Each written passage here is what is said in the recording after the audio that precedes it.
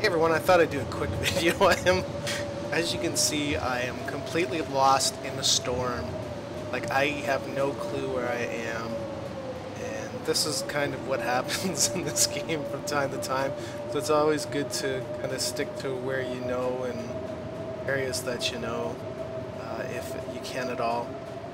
I was just basically walking around, and next thing you know, this storm came up and just completely got me off guard. So this is the tunnel collapse. So now I kind of know where I am. I'm going to boogie on down the tracks and see what I can, and see if I can't get to one of the cabins. But yeah, I just want to do a quick video to show you that this is what can happen to you in the long dark. Cheers. If you like the storm, like button, subscribe for more from the long dark, and please leave a comment below. I'd love to hear from you. Cheers.